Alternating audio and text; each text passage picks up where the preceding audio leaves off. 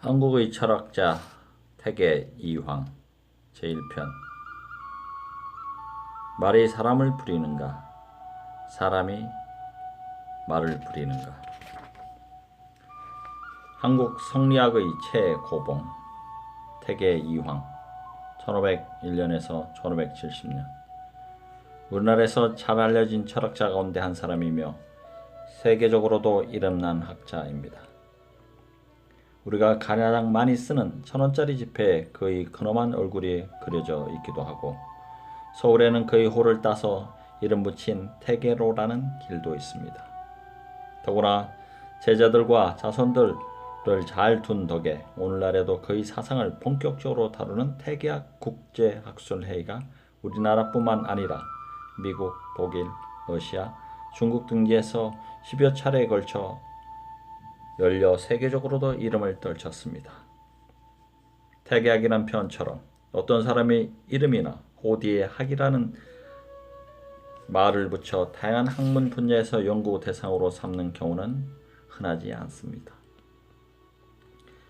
이황은 어떤 삶을 살았을까요?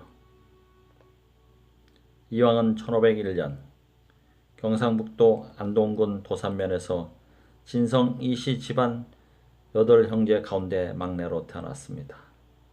태어난 지 7개월 만에 아버지가 돌아가셨기 때문에 집안 살림을 어머니가 홀로 꾸려갔습니다.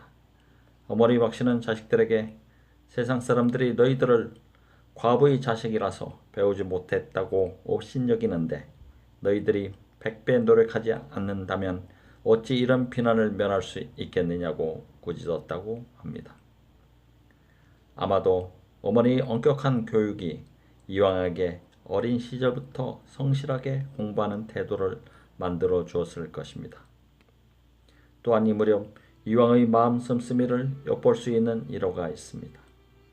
어느 날 어린 이황은 둘째 형이 칼에 손을 벤 것을 보고 달려들어 형을 끌어안고 울었습니다. 그 모습을 본 어머니가 내 형은 손을 베고도 안 우는데 너는 어째서 우느냐고 물었더니 형이 비록 울지는 않지만 이렇게 피가 흐르니 얼마나 아프겠습니까? 라고 답하였답니다.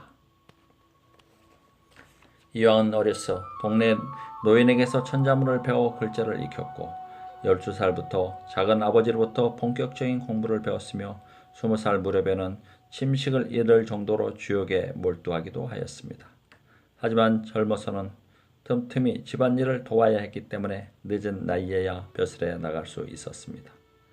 27살부터 과거시험을 보기 시작했지만 33이 되어서야 최종 관문인 대과에 합격하여 그 이듬해부터 벼슬에 나아갈 수 있었습니다. 그러나 이황의 벼슬길은 순탄치 않았습니다.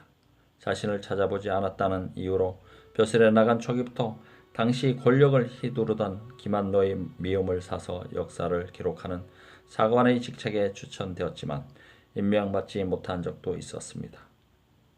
그 뒤 임금의 잘못을 지적하는 사관원이나 관리들의 잘못을 감착하는 사헌부 등에서 벼슬을 지내기도 하였고 충청도와 강원도에 어사로 파견되기도 하였지만 사실상 정계를 떠나는 49세까지 주로 궁궐 안의 책들을 관리하고 임금의 발표문을 짓는 홍문관, 외교문서를 담당하는 승무원, 국사편차를 돕맡은 준추관, 임금에게 학문을 가르치는 경영관의 관리를 지냈습니다.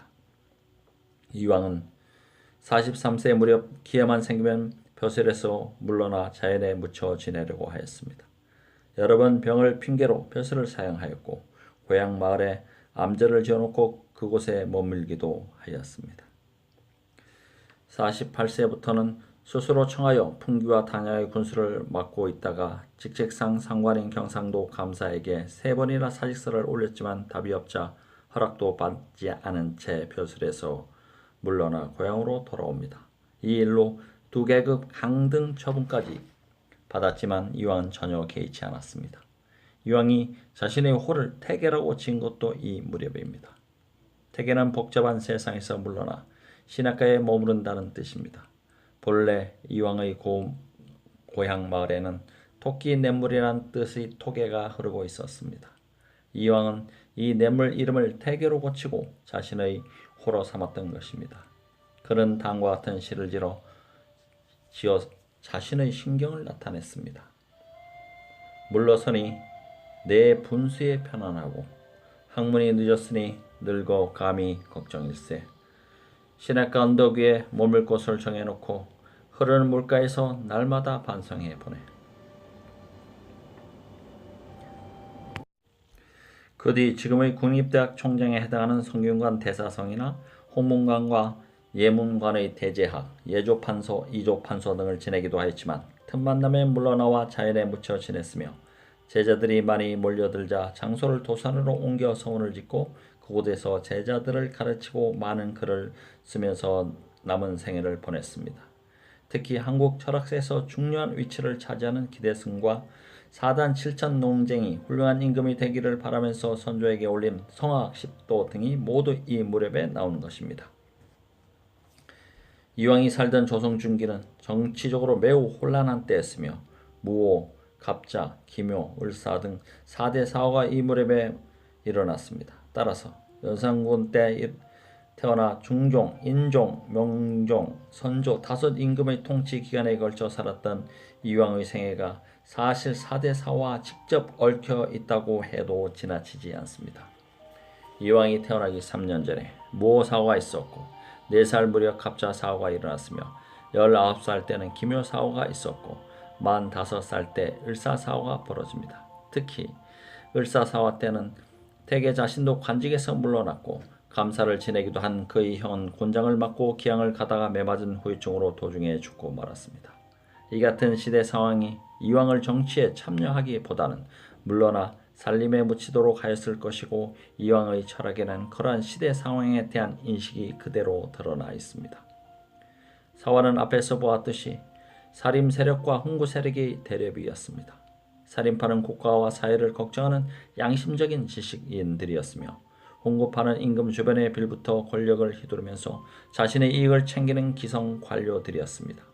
이왕과 사단 칠정 논쟁을 벌였던 기대성은 녹사록이라는 글에서 살인파의 맥을 정몽주, 길재, 김숙자, 김종직, 김갱필, 조광조로 기록하였습니다. 이 가운데 정몽주는 고려조의 총성을 바치기 위해 조선의 건국을 반대하다가 선주교에서 맞아 죽은 사람이며 길재도 고려 왕조의 충신으로서 조선이 건국한 이후 일절벼슬에 나아가지 않고 지조를 지킨 사람입니다.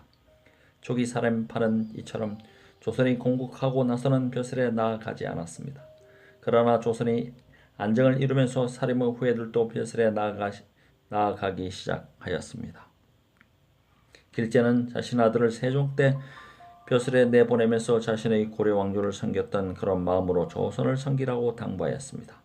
하지만 여러 정치 사건들과 함께 살인들은 다시 응고와 진출을 반복합니다. 김숙자는 세조가 왕위에 오르자 정권 탈취의 부당함에 항거하는 뜻으로 벼슬을 그만두었습니다. 그러나 그는 무오 사화 때 자신이 생전에 써놓았던 세조를 비판하는 글 때문에 무덤이 파헤쳐지는 벌을 받았습니다. 김종직은 김숙자의 아들로서 무오 사화 때 화를 당했고 김종직의 제자인 김갱필은 무오 사화 때 기양갔다 갑자 사화 때 사약을 받았으며 김갱필의 제자인 조광조 역시 기묘 사화 때 유배되어 죽임을 당하였습니다. 을사 사화 때 어려움을 겪은 이왕도 바로 이와 같은 살인파의 맥을 이은 사람입니다. 그래서 이왕의 철학 속에는 이러한 시대를 살아간 사람파들의 실천적 삶을 설명하는 논리가 담겨 있습니다. 그는 자신의 철학을 통해 국가와 사회를 위해 목숨을 아끼지 않는 살인파들의 삶을 정당화하였던 것입니다.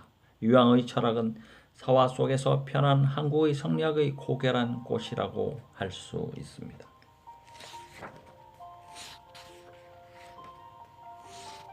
사단 칠정은 어떻게 다른가? 사단 칠정에 대한 이황과 기대성의 논쟁은 엉뚱한 곳에서 시작되었습니다.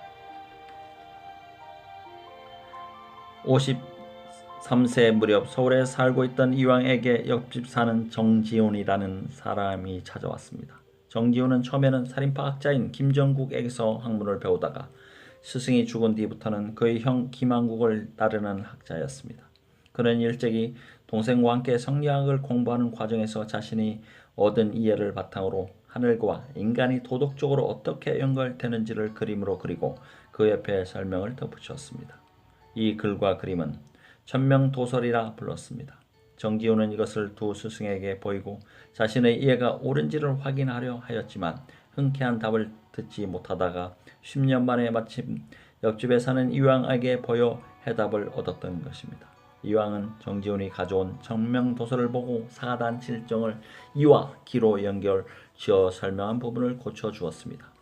본래 정지훈의 도설에는 사단은 이에서 생겨나고 칠정은 기에서 생겨난다고 되어 있었습니다. 그런데 이왕은 이렇게 표현하면 사단과 칠정의 구분이나 이와 기의 주체적 역할이 뚜렷하게 드러나지 않는다고 보고 사단은 이가 드러난 것이고 칠정은 기가 드러난 것이라고 고쳐줍니다. 본래 성리학자들은 니는 원리고 기는 그 원리를 현실에 구체적으로 드러내주는 틀이라고 생각하였습니다. 그런데 니는 모든 사물이 존재 원리자 개를 개답게 하고 고양이를 고양이답게 하며 사람을 사람답게 하는 도덕 법칙이라고 보았습니다. 사람과 짐승의 구분이나 사람의 사람다운 행동이 모두 니에서 나온다는 것입니다. 성이 곧 이치니 라는 명제는 바로 이러한 의미를 담고 있습니다. 따라서 사람의 사람다운 본성, 즉 성이 바로 불변의 도덕 법칙인 니이기 때문에 그 자체로는 언제나 선입입니다. 그런데 기는 그러한 원리를 드러내는 틀입니다. 그러니까 사람답다는 것도 기라는 틀을 통해 구체적인 행동으로 드러나야 하는 것입니다. 하지만 인간의 행동 모두가 언제나 사람다운 것은 아닙니다. 때로는 가장 알맞은 모습으로 드러나기도 하지만 대부분의 행동은 지나치거나 모자란 경우가 많습니다. 그래서 그 결과가 선으로 드러나기도 하지만 악으로 드러나기도 하는 것입니다. 성리학자들은 앞서 보았듯이 니는 절대 선이기 때문에 현실에 드러나는 악은 모두 그 원인이 기에 있다고 생각하였습니다.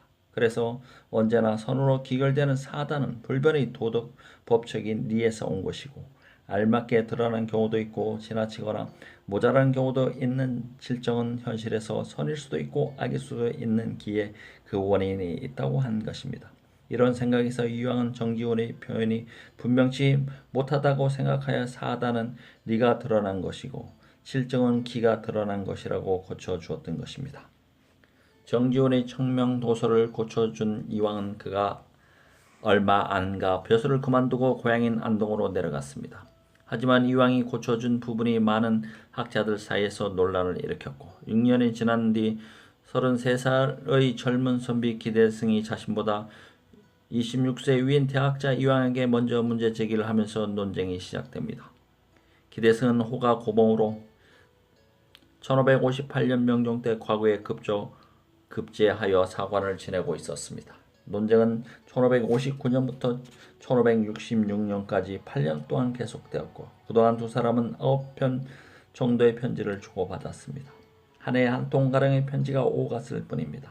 하지만 기대승은 이 기간 동안 서울에서 벼슬을 하기도 하고 홍고파에 의해 벼슬에서 쫓겨나 고향에서 지내기도 하였으며 이왕은 거의 안동에서 지냈습니다. 교통이 불편하였던 당시에 서로 멀리 떨어져서 편지를 주고 받는 일은 쉬운 일이 아니었을 것입니다. 더구나 이 논쟁은 많은 사람의 주목을 받고 있었기 때문에 상대의 편지를 받고 바로 답장을 쓰기보다는 많은 생각을 한 다음 답을 보냈을 것이라고 생각됩니다. 아마도 처음에는 기대승이 이왕을 만난 자리에서 또는 그를 통해 자신의 반대 의사를 전한 것이 아닌가 짐작됩니다. 이왕은 그에 대한 답으로 기대승에게 직접 편지를 띄웁니다. 이왕은 이 편지에서 여러 사람이 사단 칠정에 관해 이야기한다는 사실을 전해 들었으며 자신 스스로도 고쳐진 부분이 마음에 들지 않았다고 밝힙니다. 그리고 이제 기대승으로부터 심한 반박을 들었으니 사단이 드러나는 것은 순수하게 니를 따르는 것이라고 선하지 니를 따르란 것이라서 선하지 않음이 없고 칠정이 드러나면 니와 기를 함께 따르는 것이므로 선일 수도 있고 악일 수도 있다는 표현으로 바꾸면 어떻겠냐고 기대승의 의견을 묻습니다. 그 뒤 기대승이 사단 칠정에 관한 자신의 생각을 정리하여 편지를 보내고 다시 이왕이 답장을 보내면서 본격적인 논쟁이 시작됩니다. 기대승은 크게 세 가지 입장에서 이왕의 견해에 반대의 의견을 펼칩니다. 첫째는 세상 모든 것은 그것이 정신적인 것이든 물질적인 것이든 항상 리와 기가 함께 있는 것이기 때문에 마음의 움직임인 사단과 질정도 하나의 리에서 나오고 하나는 기에서 나온다는 식으로 나눌 수 없다는 것입니다. 따라서 이왕처럼 사단은 리에서 드러난 것이고 질정은 기가 드러난 것이라고 한다면 사단에는 기가 없는 게 되고 질정에는 리가 없게 된다는 것입니다. 둘째는 질정만이 아니라 불쌍히 여기는 마음이나 자기 잘못을 부끄러워하고 남의 잘못을 미워하는 사단도 감정이기 때문에 질정 가운데 선한 부분만 뽑아내면 사단이 된다는 것입니다. 따라서 사단과 질정의 관계는 사단이 질정 가운데 포함될 뿐이라는 것입니다. 셋째는 성리학의 이기 개념에서 움직일 수 있는 것은 기뿐이고 니는 불변의 원리이므로 사단이든 질정이든 모든 감정의 움직임은 기의 움직임에서 나온다고 할 수 있을 뿐 사단을 가리켜 움직일 수 없는 니가 드러난 것이라고 할 수 없다는 것입니다. 이런 반박을 받은 이왕은 한 걸음 물러섭니다. 사단과 질정이 모두 감정임을 인정하면서 사단은 네가 먼저 움직이면 기가 따르는 것이고 질정은 기가 움직이면 그 위에 네가 얹혀져서 드러나는 것이라고 하면 어떨는지 묻습니다. 이처럼 이왕의 견해가 바뀐 까닭은 앞서 본 기대성의 반박 가운데 첫 번째 주장을 완전히 받아들이고 나아가 두 번째 주장도 부분적으로 수용하였기 때문입니다. 하지만 이왕은 사단이나 질정 모두에 이와 기가 함께 들어있다는 사실과 두 가지 모두 정의라는 점은 인정하면서도 그 결과가 사단은 항상 선으로 기결되고 질정은 선일 수도 있고 악일 수도 있기 때문에 어디에 시작된 것인지를 엄명히 따져본다면 서로 가리키는 바가 다르다는 생각에서 여전히 나누어 봐야 한다는 견해를 버리지 않습니다.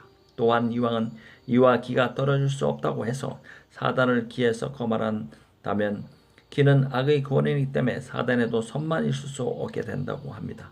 그러므로 인간의 본성을 본래 타고난 순수한 모습과 욕심에 얽매인 모습으로 나눌 수 있듯이 인간의 감정도 사단과 질정으로 나눌 수 있다는 것입니다. 사람, 말의 비유와 달의 비유. 이왕은 기대성의 반박을 상당 부분 받아들였으면서도 리와 기를 가지고 사단 질정을 나누어 봐야 한다는 생각은 조금도 굽히지 않았습니다. 그리고는 자신의 주장이 옳다는 것을 강조하기 위하여 사람과 말의 관계를 비유로 들었습니다. 이왕은 사단과 질정의 관계가 사람이 말을 타고 드는 것과 같다고 합니다. 어떤 사람이 먼 길을 간다고 할 때 사람의 입장에서 보면 말을 타지 않고서는 드나들 수가 없고 말의 입장에서 보면 모르는 사람이 없이는 방향을 잡을 수가 없습니다. 그래서 말과 사람은 서로 필요한 존재이기 때문에 떨어질 수 없습니다. 이 경우 사람과 말의 움직임을 함께 묶어 말할 수도 있고 나누어 말할 수도 있다는 것입니다. 둘을 묶어 말하는 것은 사단과 질정이 하나라는 기대성의 주장과 같고 나누어 말하는 것은 사단과 질정을 구분해서 보자는 자신의 주장과 같다고 합니다.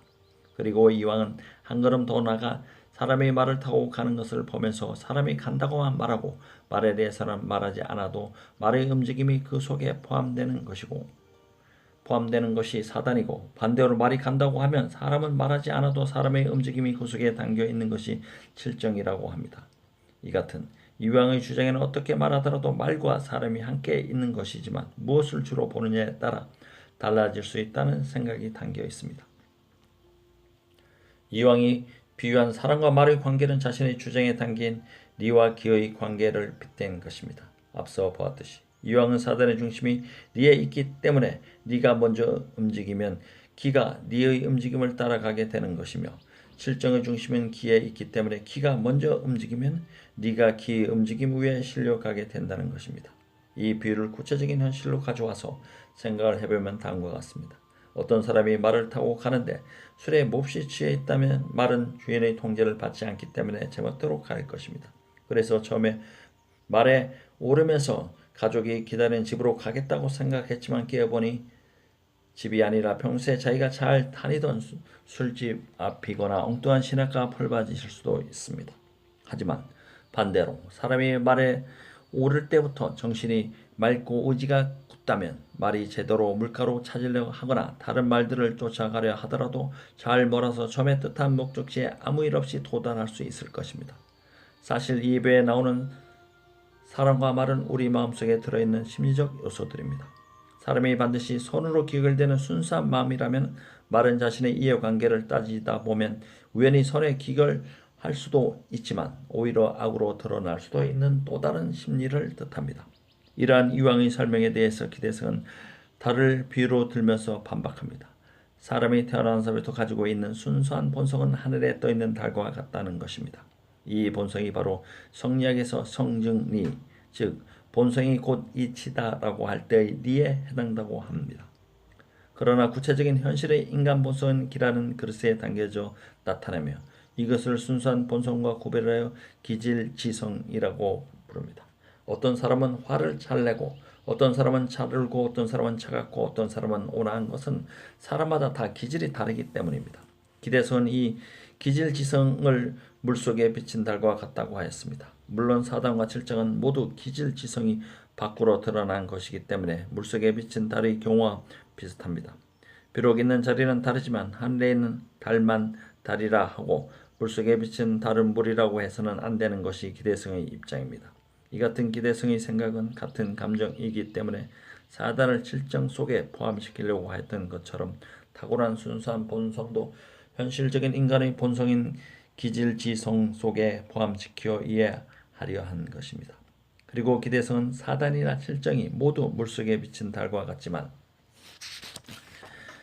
칠정은 그 빛이 밝은 경우도 있고 어두운 경우도 있으며 사단은 이와 달리 유난히 밝다고 하였습니다.